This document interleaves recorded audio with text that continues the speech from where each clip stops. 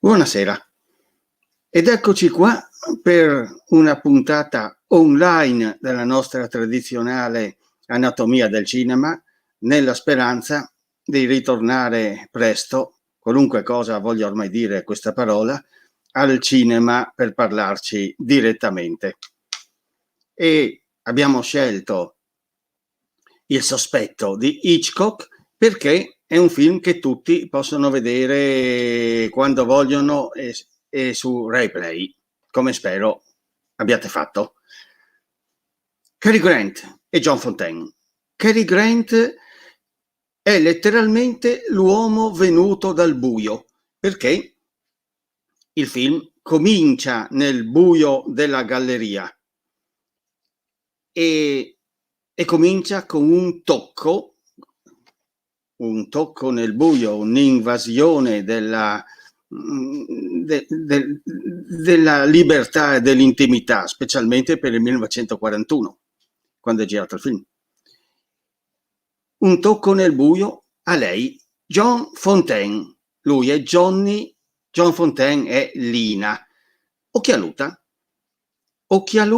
come Ingrid Bergman in Io ti salverò, che è del 47, e questi occhiali che lei porta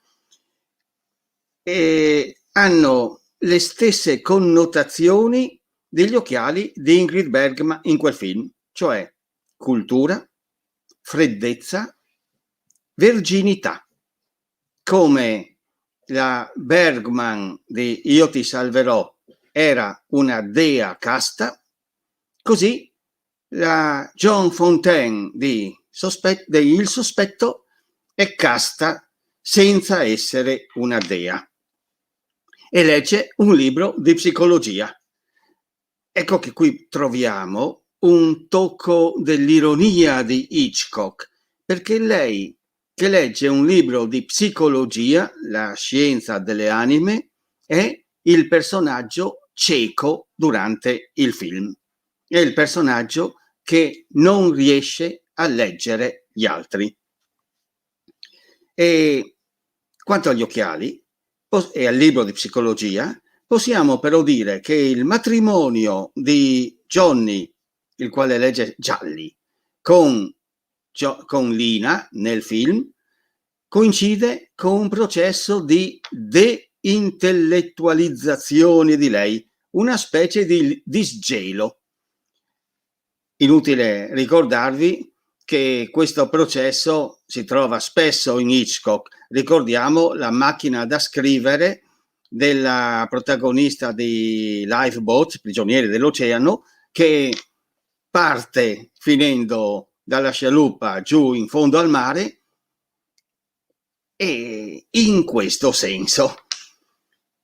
Il sospetto inizia come una commedia sentimentale prima di evolvere nel thriller, ma è intercalato fin dall'inizio di riferimenti al falso. E il primo, patente, è l'episodio del biglietto del treno, con Johnny che si rivela bugiardo e scroccatore, chiede i soldi a Lina e che vive di espedienti. Questo è simboleggiato nella sua trovata di pagare con un francobollo. Dalla sua comparsa sulla foto che Lina vede nella rivista che sta leggendo, si stacca a un ambiente elegante che è quello della foto, un ambiente elegante super inglese, col cavallo dove c'è Johnny e c'è il cavallo di Lina che si impenna. Ecco un'altra allusione alla sventura e alla morte. E quando le viene presentato poi Johnny in modo formale, con invito alla messa, lei si toglie gli occhiali. Questo mettersi e togliersi gli occhiali nel corso del film rappresenta un insieme di connotazioni che riguardano la sua vicinanza o la sua lontananza all'appeal sessuale e pericoloso rappresentato da Johnny, il quale Johnny però vede la sua foto, la foto di lui, nel libro di psicologia che lei stava leggendo, lasciata fra le pagine come un segnalibro. Vedete? La sua foto, libro di psicologia, è una sorta di contaminazione. L'irruzione di Johnny nel mondo casto di Lina è una contaminazione. Dopodiché passiamo a una stradina di set, naturalmente, realizzata in studio, così inglese che più inglese non si può. Perfino i cani sono inglesi. Vediamo la passeggiata e vediamo l'inquadratura improvvisa dei due che lottano, o meglio sembrano lottare, sull'orlo della scogliera. E questo perché, lo dice Johnny, non voleva ucciderla né baciarla, solo cambiarle la pettinatura, che è una crocchia da zitella, dice Peter Conrad in un bellissimo libro che si intitola The Hitchcock's Murders. E naturalmente questa inquadratura improvvisa di lotta o pseudolotta sulla scogliera introduce pienamente il tema del film. E Lina dice, non dimentichiamo che Johnny l'ha vista a cavallo, dice, se riuscissi a metterle un morso fra i denti l'avrei sotto controllo. Sotto controllo, il matrimonio come controllo, da cui la paura del matrimonio, che è uno dei fili principali di un altro capolavoro hitchcockiano di qualche anno dopo, che è naturalmente La finestra sul cortile, la paura di James Stewart di sposarsi. Però Cary Grant qui, Johnny, non ha paura, perché sa che lei non può farcela a controllarlo. E infatti immediatamente la battezza Monkey Face, nella versione italiana scimmietta. A questo punto c'è un tentativo di bacio e avrete notato il dettaglio. In mezzo fra lei, Lina, e Johnny che si va avanti per baciarla, lei mette la borsetta e la chiude. Questo ovviamente è quasi oscenamente freudiano e quindi fa il paio con il treno nella galleria alla fine di Intrigo internazionale. Solo che questa borsetta metaforicamente non resterà chiusa, perché tornando a casa lei sente da fuori il padre che dice che resterà zitella e che ne è contento, e d'improvviso dà un bacio a Cary Grant. Dopo aver appreso dal dialogo con i genitori che Johnny è un poco di buono, lei li scandalizza dicendo lo rivedrò. C'è un momento di crisi perché lui telefona che non viene. Siccome è bello seguire i percorsi degli occhiali in questo film, notiamo che qui gli occhiali di Lina sono poggiati sulla sua foto, e però si risolleva perché lui le propone un giro in macchina, nel quale giro dice che ha paura di innamorarsi. Attenzione, questo è sempre vero per il matrimonio in generale in Hitchcock. Chiedete a Cary Grant, a James Stewart nella finestra sul cortile, ma nel suo caso è tattica. Abbiamo il ballo in biblioteca, lui e Lina nella biblioteca, c'è il grande ritratto del padre di Lina in divisa e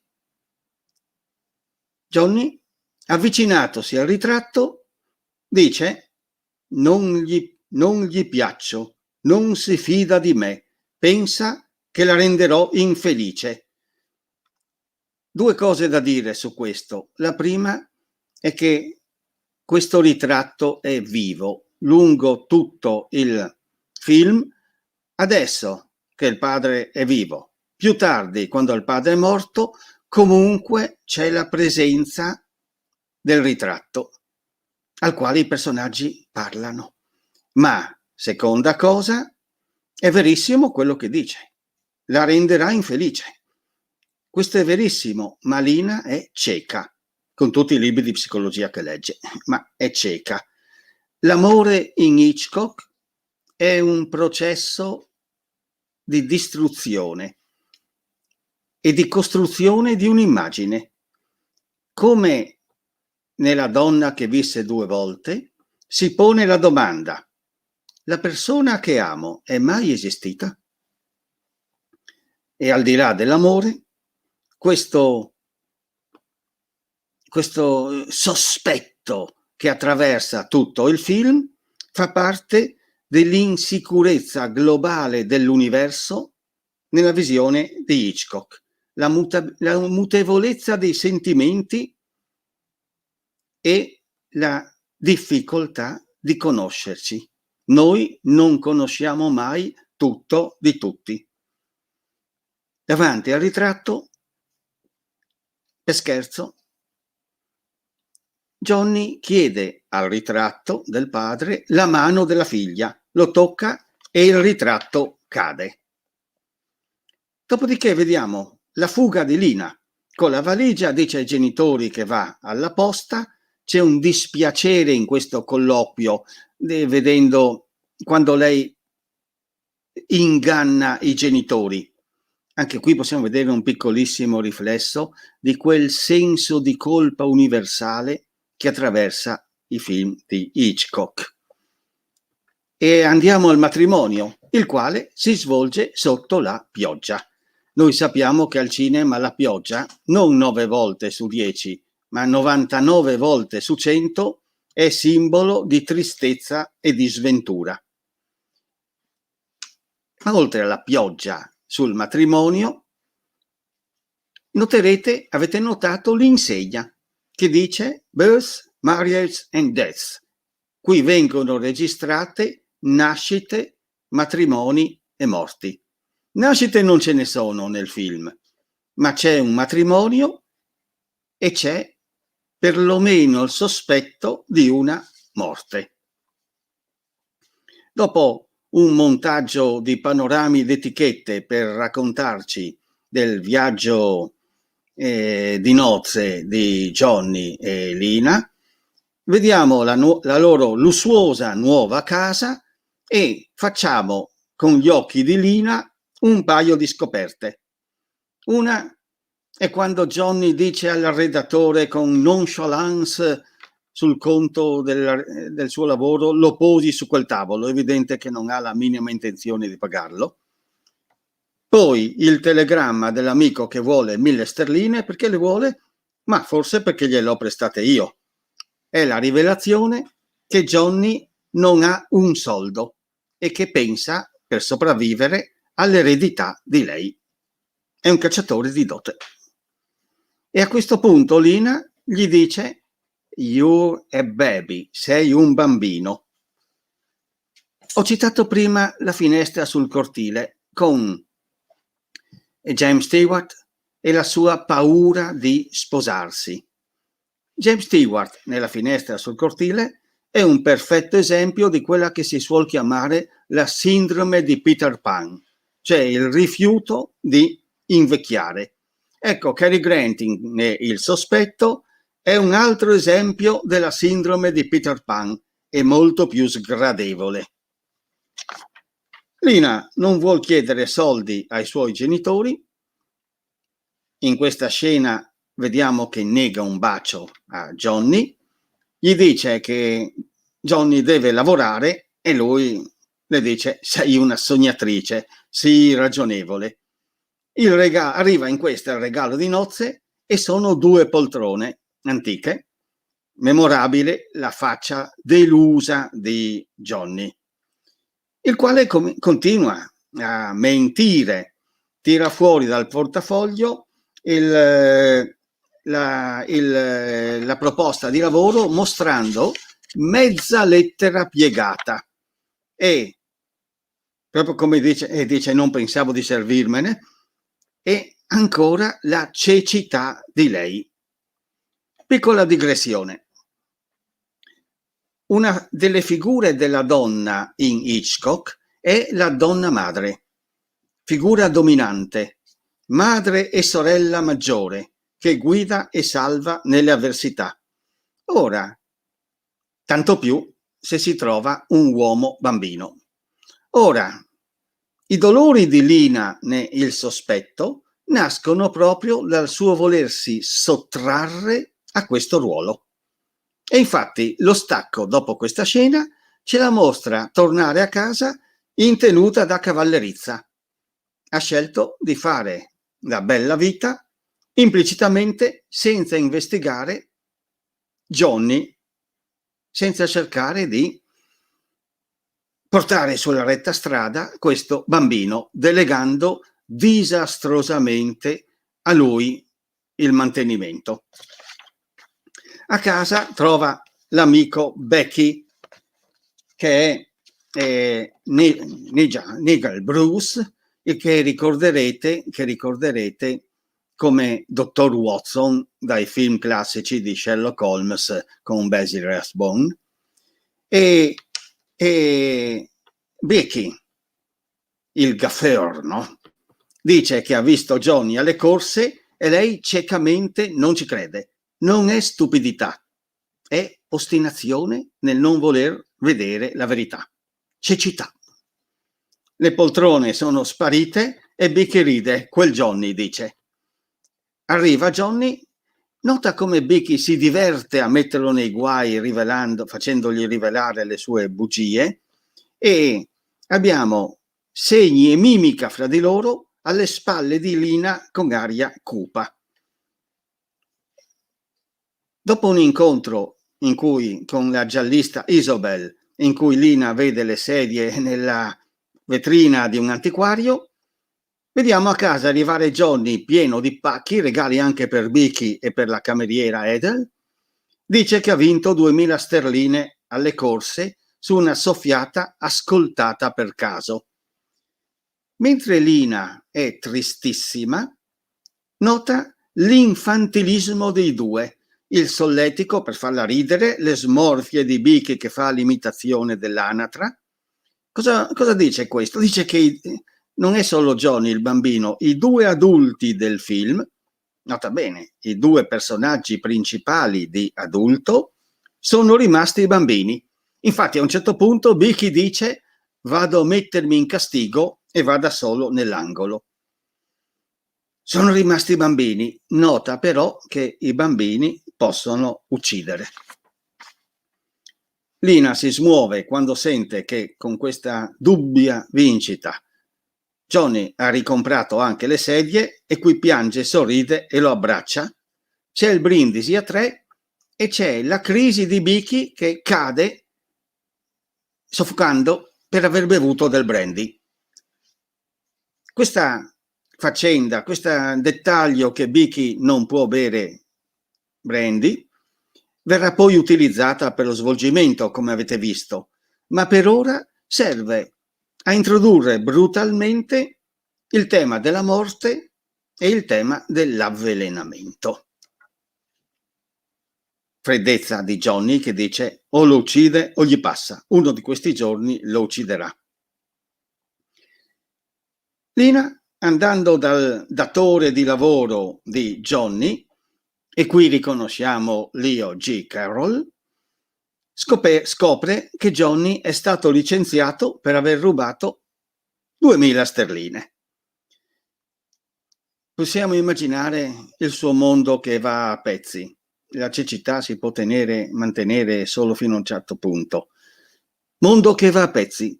Nei film di Hitchcock la normalità è un guscio fragile, sotto il quale c'è un universo irriconoscibile e ostile, che è la caratteristica del cinema hitchcockiano. Con esempio che si fa sempre, prendiamo il protagonista di Intrigo internazionale. Basta voltarsi perché crede di aver sentito il suo nome, il che non è, un qualunque errore, per mandare completamente a pezzi non solo il suo mondo come posizione sociale, ma anche il suo mondo come costruzione esistenziale, la sua normalità. Nei film di Hitchcock, ripeto, la normalità è un guscio fragile, un velo sopra a un mondo assurdo. E uno dei modi in cui questa normalità va a pezzi per diventare alterità è l'improvvisa trasformazione degli altri. Bene, lei vuole lasciare Johnny, ma arriva Johnny alle sue spalle, allora l'hai saputo, doppio senso, perché non parla degli altarini che ha scoperto Lina, ma della morte improvvisa del padre di Lina per arresto cardiaco. E lei piange sulla sua spalla. Lettura del testamento e delusione di Johnny perché non è Lina che eredita tutto, avrà un vitalizio annuo, eredita però il ritratto. E Johnny, dicendo comprensibilmente ho bisogno di un drink, va in biblioteca e brinda davanti al ritratto. Gli dice hai vinto, vecchio mio. Questo ritratto è vivo durante tutto il film. Vediamo loro in auto dove Johnny si lascia sfuggire in questo che è un colloquio d'amore e se tu morissi prima di me.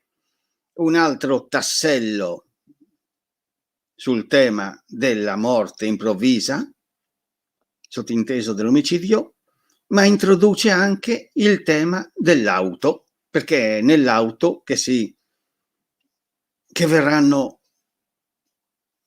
al pettine i nodi del film. Bugie di Johnny sul licenziamento e c'è questa scogliera. Peter Conrad nel libro citato The Hitchcock's Murders osserva che è una scogliera molto californiana, anche se il film è ambientato in Inghilterra. C'è questa scogliera che Johnny vuole sviluppare e uno stacco ci porta subito alla planimetria dello sviluppo della spiaggia, anche se i soldi non ci sono. Johnny, come tutti quelli del suo genere, è l'uomo dei sogni, dei progetti in aria. Il finanziatore dovrebbe essere l'amico Bicky, però in realtà Bicky, sentiamo, ha entrature a Parigi per prestiti, non soldi suoi. E proprio in quella, giusto per ricordarci chi è Johnny, l'ex datore di lavoro, che è suo cugino, telefona per avere i soldi che Johnny aveva rubato. Quando Johnny esce, un attimo, Lina da sola parla con Bicky, lo tratta ancora da bambino, dice che non ha capito niente dell'affare e Johnny, che ha sentito, le dice che diritto hai di interferire nei miei affari. Cosa notiamo qui? Notiamo il disegno di ombre che fa un intarsio sulla scala in salita quando Johnny diventa minaccioso. Questo intarsio d'ombre segnerà il passaggio al sospetto uxoricidio. Dopodiché Johnny dice che rinuncia al progetto. Abbiamo detto che in Hitchcock gli oggetti parlano, gli oggetti sono significanti. Qui, e non solo qui, gli oggetti lanciano un muto grido di allarme. Infatti, vediamo il trio che gioca a Scrabble, scarabeo, vediamo le loro composizioni e se Bicky ha doubt, dubbio, e Lina ha dog, pot, cat, fat, mud e poi mother, che non esiste, ma le basta mettere una R per diventare murder, delitto. Come ha insistito Renato Brunetta nel suo libro su Hitchcock, in Hitchcock tutto è significante. C'è una amplificazione semantica, dice Brunetta. In un mondo privo di senso, come abbiamo visto, naturalmente tutto comincia ad avere senso. Il principio che guida i film di Hitchcock è il principio della paranoia. quella che si può chiamare una ipersignificazione, che conferma un mondo ostile e incomprensibile. Tornando a Murder, delitto, lei vede con gli occhi dell'immaginazione, sapendo che Johnny ha appuntamento con Vicky sulla scogliera, vede in campo lungo Johnny che spinge giù Vicky e poi la caduta di Vicky che grida. Una caduta che non è realistica, perché Vicky urla cadendo dritto come in un ascensore, o meglio, come negli incubi. E lei sviene. Quando si risveglia, Johnny non c'è più nel letto coniugale, lei parte con l'auto di corsa alla scogliera, trova tracce misteriose, torna a casa, la scala, ed è diventato ricorrente ormai questa immagine dell'ombra sulla scala che disegna una gabbia, e sente un fischiettare, sente un dialogo amichevole, e Vicky è vivo ed è là con Johnny. Dice che stava per cadere e Johnny gli ha salvato la vita. Johnny e Vicky deve andare a Parigi per disdire le garanzie e fa un'altra gaffe. Comincia a raccontare di una ragazza e poi dice scoprì che... Qui si interrompe. Cosa ha scoperto Vicky di questa ragazza a Parigi? L'unica cosa che riesco a immaginare è che abbia scoperto che questa ragazza non era una ragazza. Nessuno è ciò che sembra. Mentre loro sono via, arrivano due poliziotti e il film insiste in due momenti sulla curiosità scettica di uno dei due per un quadro astratto, o meglio un quadro moderno, appeso lì. Conrad osserva come se il sospetto artistico si legasse al sospetto materiale. Le chiedono, le parlano di una notizia sul giornale e lei, guarda, ha bisogno degli occhiali per leggere. Questo è naturale, ovviamente, che lei abbia bisogno degli occhiali, però questo suo mettersi in questo contesto va al di là della necessità del leggere. È come un ritorno a quella sua situazione di verginità, di castità, di freddezza che la presenza di Johnny ha fatto saltare. Ma mentre lei legge sul giornale, vedremo subito cosa legge, avrete notato l'inquadratura ci mostra dietro i fiori sul tavolo il ritratto del padre, esattamente come se fosse seduto al tavolo vicino a lei a osservare e a giudicare. E il giornale cosa dice? Dice che Vicky è morto a Parigi per aver scommesso sul brandy, di bere un intero bicchiere di brandy. C'era un inglese con lui che se ne andò subito e Vicky lo chiamava Old Bean, esattamente come abbiamo sentito che chiamava Johnny. La gabbia di ombre, di nuovo il poliziotto, uno dei due, ancora perplesso davanti al quadro, poi se ne vanno.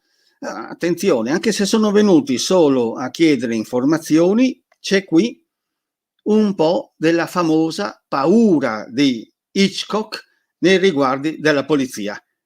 Perfino nell'ombra del dubbio, che è un film dove i poliziotti sono salvatori, questa paura è evidentissima. E segue un'inquadratura a distanza di Lina in questo intrico di ombre. E lei parla va dal ritratto del padre morto e gli parla. Abbiamo detto che il ritratto è vivo in questo film. Ti dico che non era a Parigi. Solo che telefona al club di Johnny e scopre che invece di essere lì a Londra, come aveva detto che sarebbe stato, è partito ieri mattina. Oh, come si chiama questo club nel quale Johnny si ferma, del quale è membro? Si chiama lo Hogarth Club. Hogarth, il grande pittore e illustratore inglese, che ci ha dato anche il Rex Progress, la carriera di un libertino, e quindi un nome adattissimo per il libertino Johnny. In Hogarth la carriera del libertino finisce disastrosamente. Lei è distrutta e in quella appare Johnny nel riquadro della porta. Questa specie di framing, di surcadrage, ovviamente serve anche a creare una separazione che sentiamo anche nei suoi freddi "Did you?", davvero, con cui accoglie il racconto di Johnny. Nota però che in questa scena Johnny ha in mano un giallo, le sue letture preferite, e di questo giallo solo una parola riusciamo a leggere dalla copertina, e questa parola è murder, delitto. Lina racconta della visita della polizia e della storia dell'inglese di Parigi, e Johnny racconta la balla che era al suo club. Qui per inciso vediamo, giusto per confermare la nostra lettura, il titolo intero del giallo, Murder on the Footbridge, che è di Isobel, la giallista amica della coppia, la quale, per inciso, non vede i suoi assassini come cattivi. Non possiamo non ricordarci che Hitchcock diceva a Truffaut che gli assassini sono i personaggi dei suoi film che realmente gli interessano. Parla del concetto di assassinio dal punto di vista morale, parla di un pluriomicida che fece scoprire solo al 6° delitto. La sua storia era in un libro che aveva prestato a Johnny. Torniamo a casa. Lina cerca in biblioteca questo libro che aveva prestato a Johnny e si mette gli occhiali mentre si schiarisce la vista, che è qualcosa di cui avrebbe avuto e avrà bisogno in tutto il film. C'è una telefonata dalle assicurazioni, lei ringrazia e poi capisce che è molto sospetto quando un possibile omicida ha a che fare con le assicurazioni, però notate che qui abbiamo un'inquadratura di schiena che esibisce i suoi capelli sciolti. Come dire, Lina è molto più sexy dopo la cura di Johnny. E vede nello specchio Johnny delle assicurazioni in tasca. Piccola nota in margine: non occorre pensare per forza all'omicidio per rendersi conto che la vita coniugale è tutto un tramare, un cercare di comprendere l'altro, un sospetto. Eccoci a cena da Isabel. C'è anche suo fratello Bertram e una donna vestita da uomo con giacca e cravatta. Johnny dice che è per i delitti semplici. Bertram, il quale di mestiere fa l'anatomopatologo. Ah, notate la meravigliosa inquadratura in cui Bertram taglia il pollo arrosto che ha sul piatto, perché non è che lo taglia, lo seziona con un taglio sul petto sicuro e diritto come nel suo mestiere, che è quello delle autopsie. Bertram racconta un aneddoto macabro sull'arsenico e Phyllis, la donna in giacca e cravatta, osserva, senza dubbio facendosi portavoce delle idee di Hitchcock, che in realtà ci sono centinaia di assassini a piede libero. Johnny chiede se c'è un veleno che non lascia tracce. Attenzione, Johnny, non dimentichiamo, è un avido lettore di gialli e questo consente un recupero logico della sua domanda sul piano del racconto. E poi chiede: ho la faccia di un assassino? E Isobel risponde: non faresti male a una mosca, smentendo tutto l'impianto del film. C'è una discussione su questo. Attenzione, in Hitchcock, e lo vediamo anche in questa discussione, c'è un concetto di colpa universale. Siamo tutti potenziali assassini e se non lo facciamo, non lo compiamo il delitto, è, come dice Isobel, perché abbiamo paura.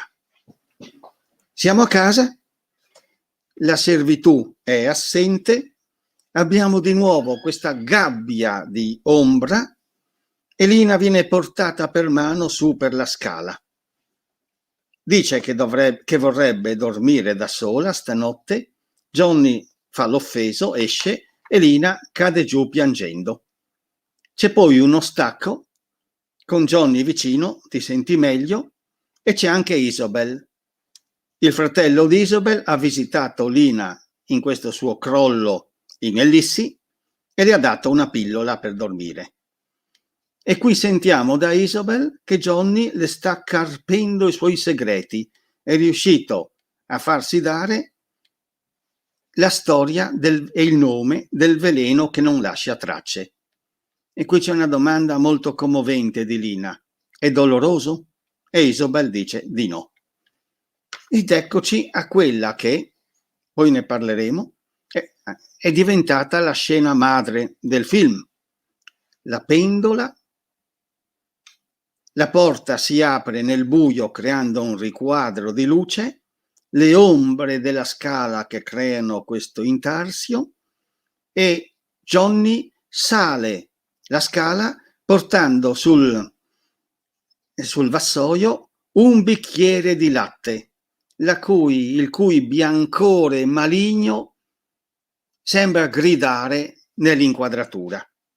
Come tutti sanno, Hitchcock realizzò questo effetto mettendo una lampadina dentro il bicchiere di latte. Sulla natura di questo latte discuteremo più tardi parlando del finale del film. Qua mi limito a osservare l'ambiguità del volto di Cary Grant nella scena. In fondo è un'applicazione dell'effetto Kuleshov, quello per cui noi su un viso proiettiamo dei sentimenti a seconda del contesto dato dal montaggio.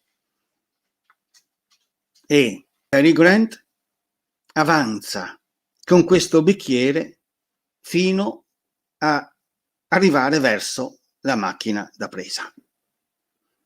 Mette il bicchiere sul comodino di Lina, le dice un preoccupante "Good night, Lina", la bacia ed esce. Lei guarda il latte, movimento di macchina avanti verso di lei. Uno stacco ci mostra il bicchiere di latte ancora intatto sul comodino la mattina dopo.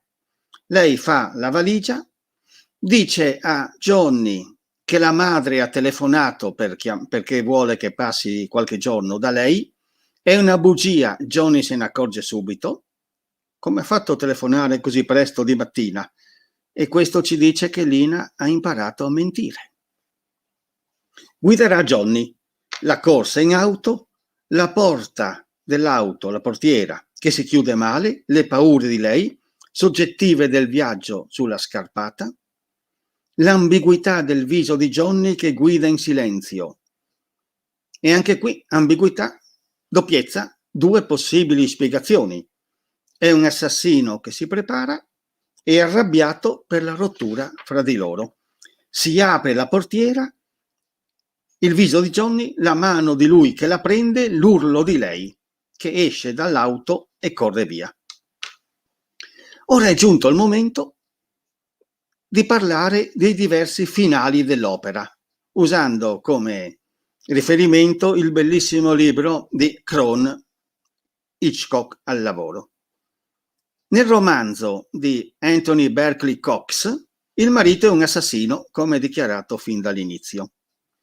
Nel finale che Hitchcock aveva proposto alla RKO, Lina, che è innamorata di Johnny anche se è un assassino, si lascia avvelenare bevendo il latte, però gli ha fatto imbucare una lettera in cui rivela che lui è il colpevole. questo finale non venne girato. Ci fu un'altra versione in cui Lina beve il latte che crede avvelenato, ma si accorge che non lo è.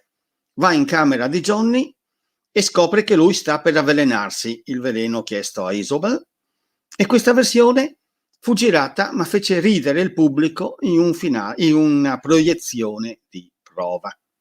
Scartando una variante ancora più arzigogolata proposta dal presidente della RKO, Schaeffer, Hitchcock allora filmò il bicchiere di latte non bevuto sul comodino la mattina dopo e spostò la scena della corsa in auto.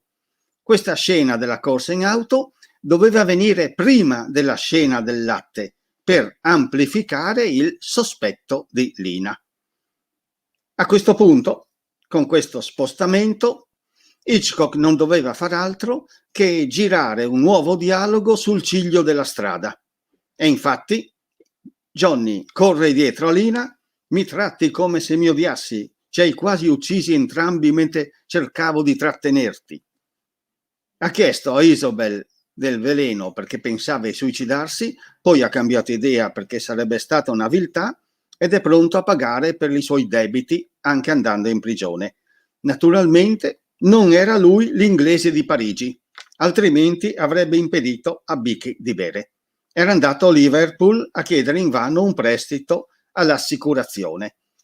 E qui abbiamo un edificante "se lo avessi saputo" di Lina. Ora le cose cambieranno. Johnny a questo punto comincia a dire di no, è meglio se ci separiamo. Vuole portarla da sua madre. L'ultima parola è no. Però il visivo smentisce il parlato, perché vediamo l'auto che inverte la marcia a U e vediamo il braccio di lui posarsi sulla spalla di lei. Fine. O no? È abbastanza ovvio che per le regole di Hollywood la star non può essere l'assassino e quindi Hitchcock ha giocato sull'ambiguità, ottimamente servito dal volto di Cary Grant. Ma un residuo di questa ambiguità permane anche dopo nel finale consolatorio. C'è una particolarità che dà fastidio, come quando un pezzetto di buccia di mela rimane impigliato fra i denti. Quando Johnny dice, a proposito di Beaky morto a Parigi,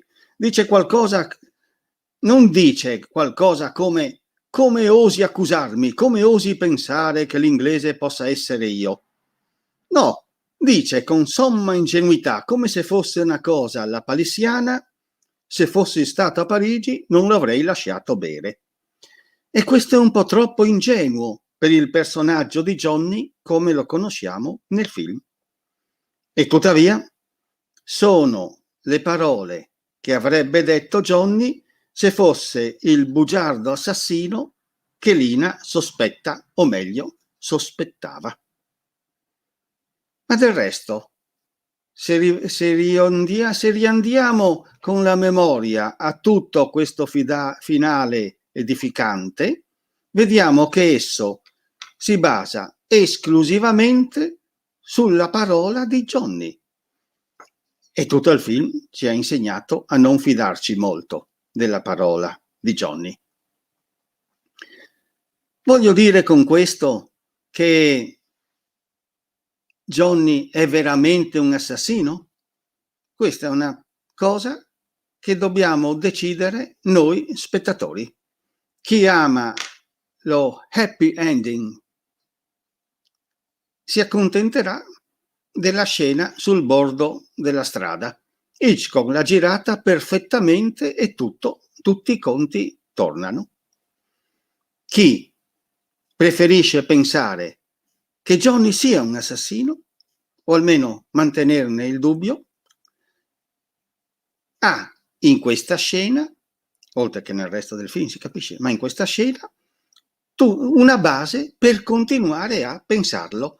È una perfetta chiusura ambigua che consente entrambe le soluzioni.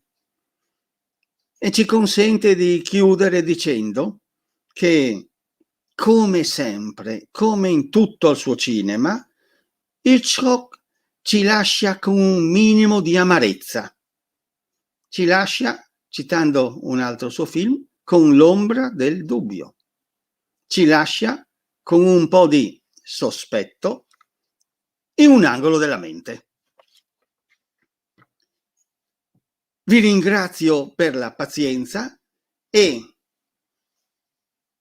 a seconda che arrivi o no la sognata, sospirata riapertura dei cinema o meno, ci rivedremo online oppure dal vero. Per ora, come avrebbe detto Hitchcock, buonasera.